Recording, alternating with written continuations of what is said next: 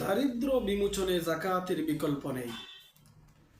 আজকে যে বিষয়টি নিয়ে আলোচনা করব এটি হলো ইসলামের অন্যতম একটি বিধান হলো যাকাত আদায় করা। আল্লাহ সুবহানাহু ওয়া তাআলা মানব জাতিকে আশরাফুল মাখলুকাত তথা সৃষ্টির সেরা জীব হিসেবে দুনিয়ার মধ্যে পাঠিয়েছেন এবং তাদের জীবন পরিচালনা করার দিক নির্দেশনা হিসেবে ইসলামকে তাদের একমাত্র ধর্ম মনোনীত করেছেন।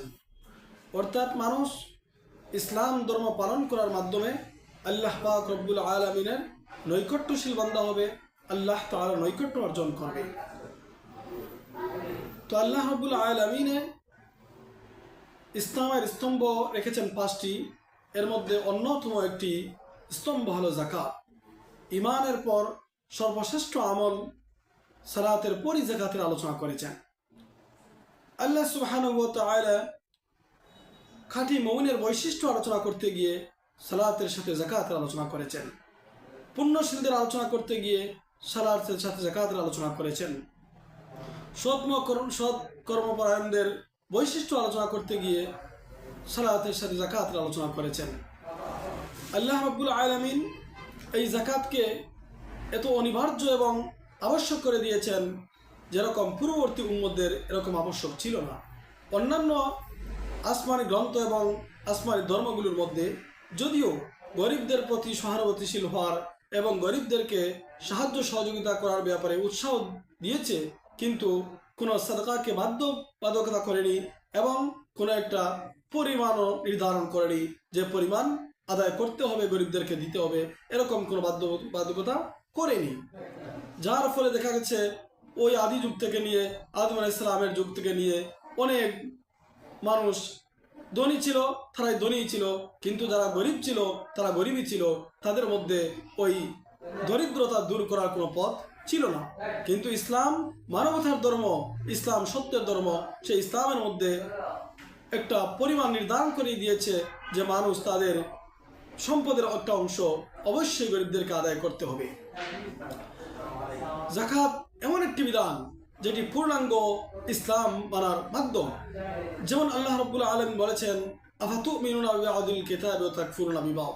অর্থাৎ ইসলামের যে 5টি স্তম্ভ রয়েছে, যাকাতকে ব্যতি রেখে ইসলাম পরিপূর্ণভাবে মানিয়ে না সম্ভব না। ইসলাম পরিপূর্ণভাবে মানা এই যাকাতকে ছেড়ে দিয়ে সম্ভব না। যাকাতকে আবশ্যকভাবে নামাজের মতো আদায় করতে হবে।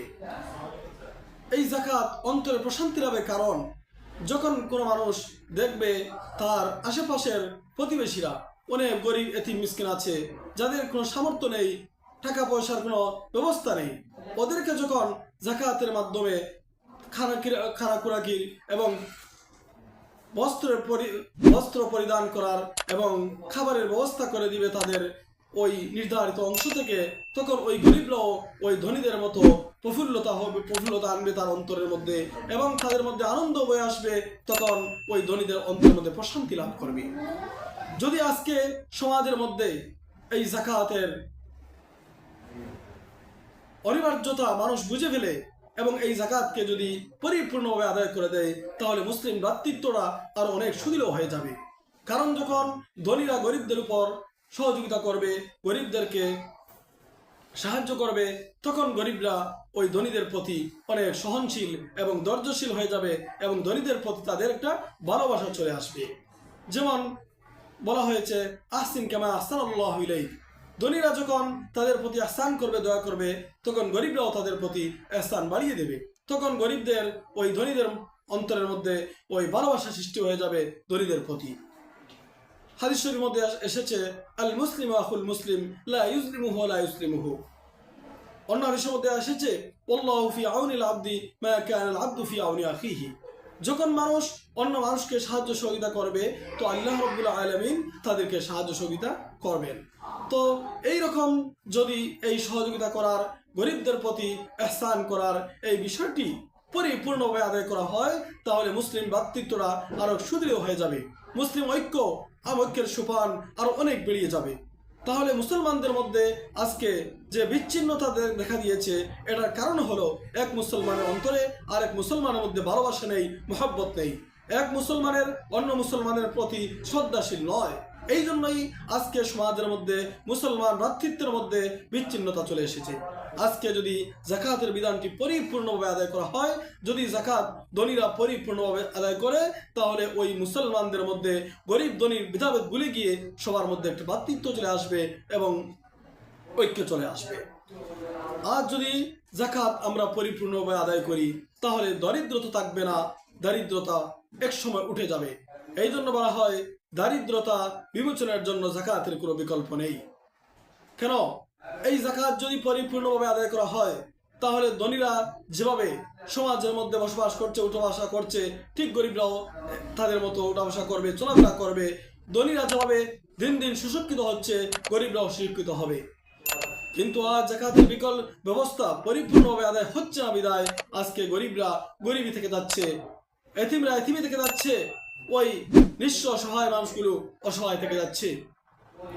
কিন্তু আজ যাকাত বিধান আমরা পরিপূর্ণভাবে আদায় না করার কারণে আমাদের সমাজে ওই ইহুদি খ্রিস্টানদের এবং বিভিন্ন খ্রিস্টান মিশনারি এনজিও এবং অন্যান্য নামে আমাদের সমাজের মধ্যে চলে আসছে সহযোগিতার নামে, সেবার নামে ক্ষুদ্র ঋণ দিচ্ছে। এই যে সুদভিত্তিক অর্থ ব্যবস্থা, এই ব্যবস্থার মধ্যে কখনোই দরিদ্র বিমোচনের কোনো পথ নেই। আজকে আমরা দেখেছি সমাজের মধ্যে যখন মানুষ এই সুদের নামে অর্থ নিচ্ছে, গ্রহণ করছে, ৫-১০ হাজার টাকা নিচ্ছে, কিন্তু তাদের অবস্থা পরিবর্তন হবে অনেক দূরের কথা। মানুষ দিন দিন অনেক গরিব হয়ে যাচ্ছে যখন মানুষ ৫-১০ হাজার টাকা ওই এনজিওর কাছ থেকে নেয় বা বিভিন্ন ইহুদি খ্রিস্টান মিশনারির কাছ থেকে নেয় ওই দরিদ্র বিমোচনের নামে, সেবার নামে। কিন্তু দেখা যায় যখন ওই টাকাটা আদায় করতে না পারে, তখন ওই ব্যাংকগুলো এবং খ্রিস্টীয় মিশনারিগুলো তাদের একবার সর্বস্ব নিয়ে এমনকি ঘরের জরুরি আসবাবপত্র পর্যন্ত নিয়ে যায়।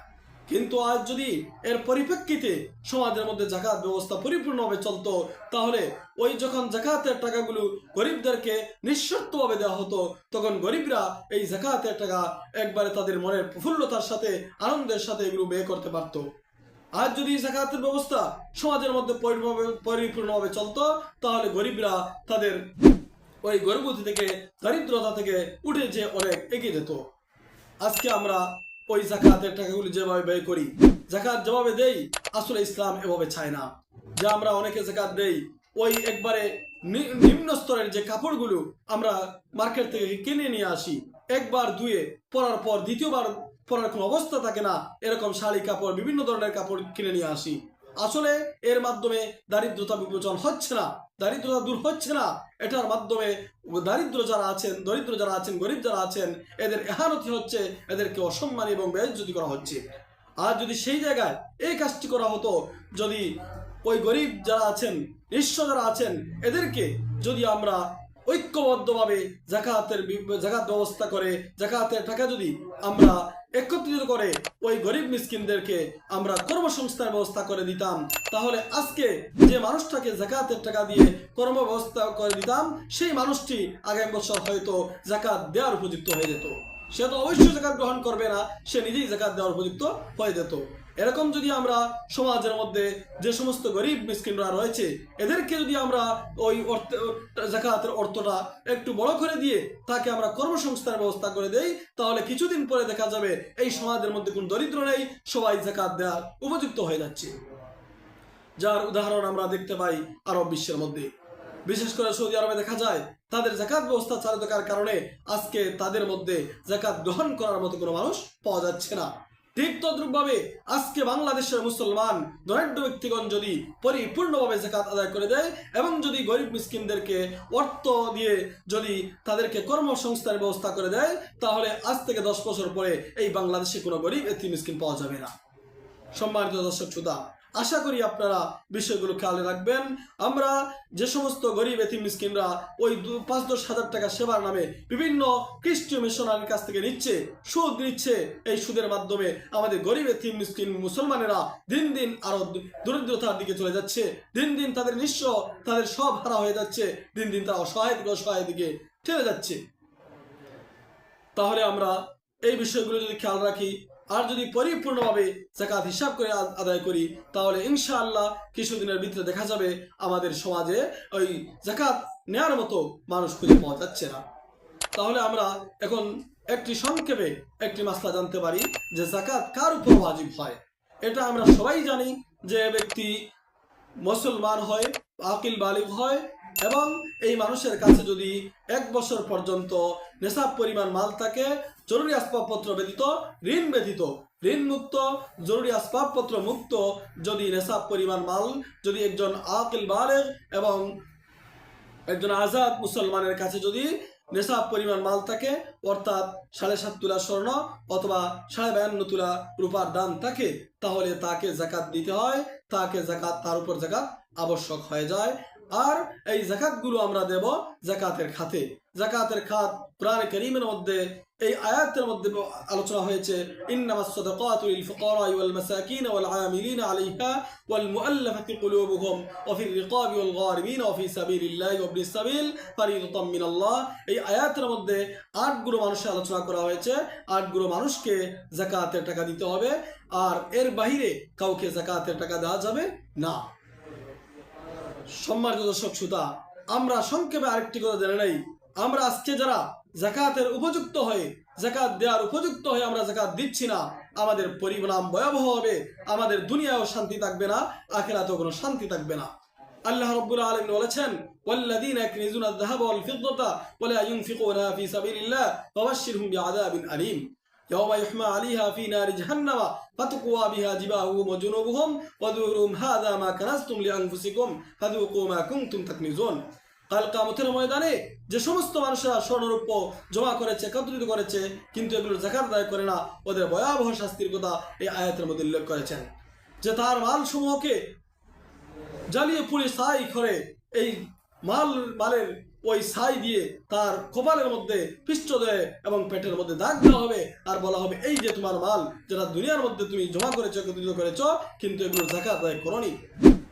আল্লাহ রাসূল সাল্লাল্লাহু আলাইহি ওয়াসাল্লাম বলেছেন, যে সমস্ত মানুষেরা এই যাকাত আদায় করছে না, তার মালকে কাল কিয়ামতের ময়দানে একটা বিষাক্ততর সাপে পরিণত করা হবে, আর সেই সাপ তার মুখের দুপাশ দিয়ে কামড় দিয়ে ধরবে আর বলবে যে আমি তোমার ওই মাল, যে মাল দুনিয়ার মধ্যে তুমি জমা করেছো কিন্তু যাকাত আদায় করোনি। রাসূল করিম সাল্লাল্লাহু আলাইহি ওয়াসাল্লাম হাদিস শরীফের মধ্যে বলেছেন যে যাকাত না দেওয়ার ভয়াবহ শাস্তি যে শুধু আখিরাতে হবে তা নয়, দুনিয়ার মধ্যে অনেক শাস্তিতে ভুগতে হবে।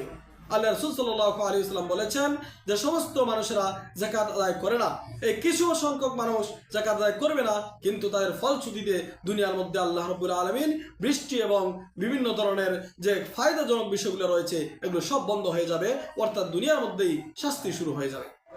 এই জন্য সম্মানিত দর্শক শ্রোতা, আমরা আশা করি এই বিষয়গুলি খেয়াল রাখবো এবং আল্লাহ রাব্বুল আলামিন যাদেরকে ধনাঢ্যশীল বানিয়েছেন, যাদেরকে সব মাল সম্পদ দিয়েছেন, আমরা পরিপূর্ণভাবে হিসাব করে যাকাত আদায় করব। আল্লাহ পাক আমাদেরকে তৌফিক দান করুন, আমিন।